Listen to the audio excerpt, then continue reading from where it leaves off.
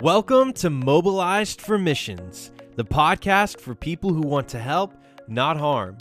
We're building a community that chooses bridges over barriers, unity over division, and action over apathy. This is a tribe that keeps learning, growing, and overcoming the obstacles that keep us from being ready to make a real impact.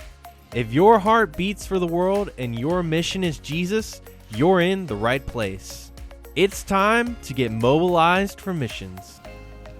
Hey you guys, thank you for joining me today. Jack Eason here with Cups Mission and our podcast, Living on Missional, Thinking Missionally. Hey, if you enjoy these podcasts, by the way, with myself or Steven Schubert hosting us, could you please give us a rating, a review, share it with a friend, let them know if the content that you are absorbing and getting and listening to is helpful for you.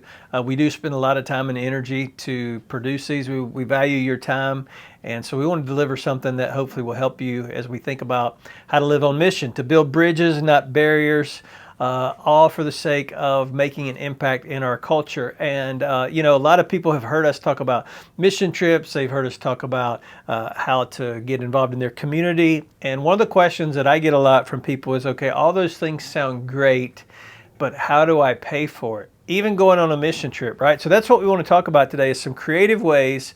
It's one thing to be sent on mission and to be called on mission. It's another way or another thing to figure out, okay, how do I do it? How do I fund it? How do I raise the money? And when you think about that, especially in today's world, to go on a mission trip, even with Cups Mission, though we try to keep it as inexpensive as possible, it still is an investment, we know, of time and of money. So maybe you have felt God call you to a particular place. Maybe it's locally, maybe it's in your community, maybe it's giving to the rescue mission in your town or the pregnancy resource center. How do you do it? If you're thinking about going on a mission trip, how do you raise the money for plane tickets and lodging and transportation and food? You can start to get overwhelmed, right, when you think about that. So today we want to talk about some practical ways to help you, some fundraising ways that will help you get the funds that you need to go on mission. Whether it's $500 or $5,000, there are some very creative ways to do that. So I want to share that with you today. So let's get started, because I know this is important to a lot of you. So when you think about raising money, the first thing to remember is fundraising is not about money. You're going, wait a minute. The very nature of the word fundraising has the word fund in the word, fundraising. True. You need to raise money, but fundraising is not really so much about money. Fundraising is really about inviting people to participate in God's mission. One of the things that I like to do, I'm kind of weird, but I like asking people for money, because I know at the end of the day, I'm not asking them for money. I'm asking them to join God on mission. I'm giving them an opportunity, giving myself an opportunity. Even when our team goes to Malawi, Africa, which is a little far from South Carolina to get to Malawi, Africa, I participate in fundraising, asking friends to help be a part of that journey and that experience, because it gives them the ability to get plugged in. Even if they can't go in person, they can be a part of that. And so we're inviting people to be a part of God's mission. And the way that you do that, I love this verse in Philippians chapter 4. Paul says it this way: "My God will supply every need of yours according to his riches in glory in Christ Jesus." And so when people support you in your endeavors to impact ministries or mission or on a trip, they actually are becoming a partner in the ministry that you do. And every conversation, every donation, every prayer becomes a part of that story that God is writing. So I want to encourage you, don't approach fundraising with fear, approach it with faith. So let's talk about some ways to do it. Perhaps the most effective way I have seen, if you've seen some ways, drop us a line, make a comment in the notes in the YouTube or wherever you're watching or listening, let us know. But the most productive way I've seen, an effective way to raise money especially for mission trips, is personal support letters. Personal support letters. So this seems to raise the most money. And I actually do this, as I mentioned, with Malawi, Africa. It's roughly $4,000 to $5,000 to go to Malawi with your board and room and lodging and meals and plane tickets. Did I mention plane tickets? It's expensive. So I'll usually ask 40 people, hey, I'll send them a letter, email, would you join me with a $100 gift? I spread it out over a lot of people. It's a little bit per person instead of trying to get $4,000 from one person. And so personal support letters make a big difference. Many people think this is kind of awkward, but it works. And here's how it works. Think of and pray about people that you know have a heart for missions, but maybe can't actually get on a plane or can't go physically. Maybe from work, they can't get off work to go on a mission trip. Family, church members, teachers, neighbors, colleagues, friends that you know, mentors, coaches. Brainstorm a list. Some people would say name storm a list of people that you could invite to join you, and then write the letter explaining what you're going to do, where you're going, what you're going to be doing, how you're going to share your faith, the number of people you have the potential to impact, why you're excited to go, to be a part of this mission for God, and then how they can support you. And don't ask just for money, but ask for prayer too. What I do with that group is when the trip is over, I take a lot of pictures. If I have Wi-Fi where I'm at, I'll periodically send some of those pictures to my prayer team while I'm on the ground. And then when I get home, I'll say, hey, come over. I want to show you the slideshow. We're going to grill out some burgers. We're going to celebrate what God did because of you. Not because of just me, but because of you, because of all of us participating. So I just want to encourage you, don't underestimate the power of simply asking a handful of people to join in missions. It's a great way to raise money. Another way that's been effective for me, and I've seen a lot of church groups do this, but you could do this as an individual or you could do it as a group, is the mission yard sale. Now, if you walk around my house, my wife might disagree, but if you walk around my house, there's a lot of things we probably could sell and get rid of. Some of them are things we don't even use. Maybe there are things in your attic or in your garage that you haven't touched in a year or 2 years. Things that may be valuable to other people that you could take those funds and invest them into a trip. If you have a whole group of people doing that, like maybe your church, and you use your gymnasium or maybe a room at your church or even the parking lot, and you have an outdoor yard sale one Saturday, you'll be surprised the more people that you get involved, the amount of money that you can raise. And if you tell people, hey, this is going for a mission effort, some people, though you may have $20 on the particular object that you're selling, they may go, hey, I'm in, I'm just going to give you $40, round it up. So that's a great way. Another fundraising idea, this works great if you're in youth ministry or if you're a young person and your youth group is doing a fundraising, needing a fundraising activity. Parents' night out. Young families who have kids, young kids, love a parents' night out. They don't get it a lot. They can drop off their child at the church. They can have their date night, and you charge them just like you would if you were babysitting. Have some games, have some refreshments, have everything set up. You could charge per child, or you could just say, hey, just a suggested donation. A lot of families love to get a night off, and everybody wins, and you're actually pouring into your own church family. So that's a pretty cool thing to do. Another way to do some fundraising is with a community work day. One of the easiest ways I've seen for young people to raise money is through service. This could be for older people in your congregation or even older people you don't know in your own community, where depending on the time of year, you may say, hey, we've got a special effort to go on mission. I see where you need some leaves raked in your yard, or maybe the hedges trimmed, or maybe the grass cut, or maybe some gardening, or cars washed, or window cleaning, or just some routine maintenance. You could do those things in your neighborhood and create a big mission team work day, and you'll be surprised at how much people love to support hardworking students. Plus, you're getting the message of your trip and your church out in your community as you participate in that. All right, got a couple more. Hang on, a couple more. The envelope wall.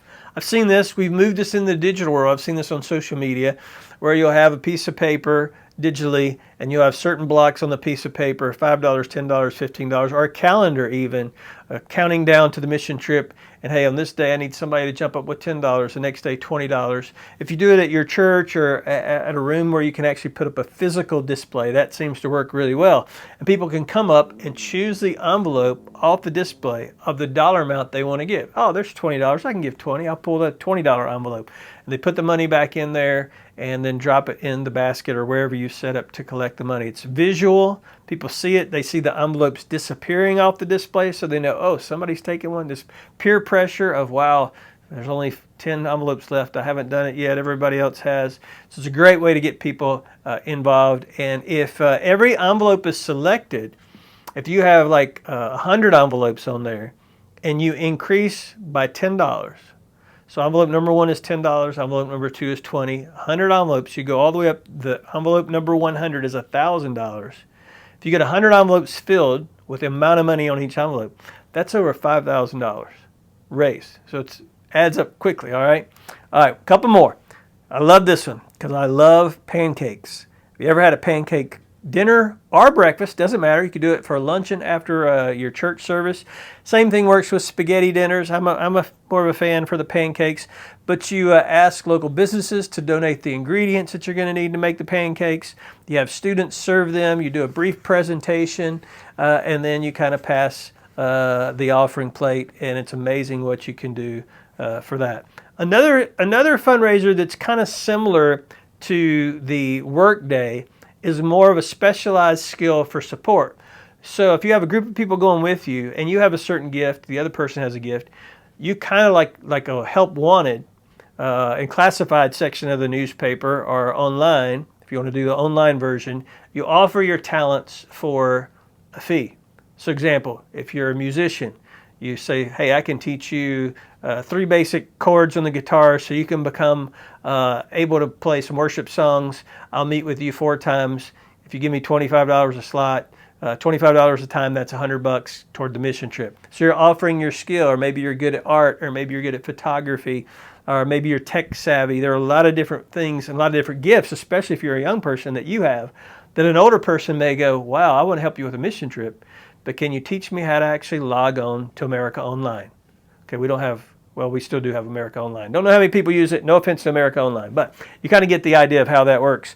All right, last thing, if you are a runner or you like getting outside, this works really well.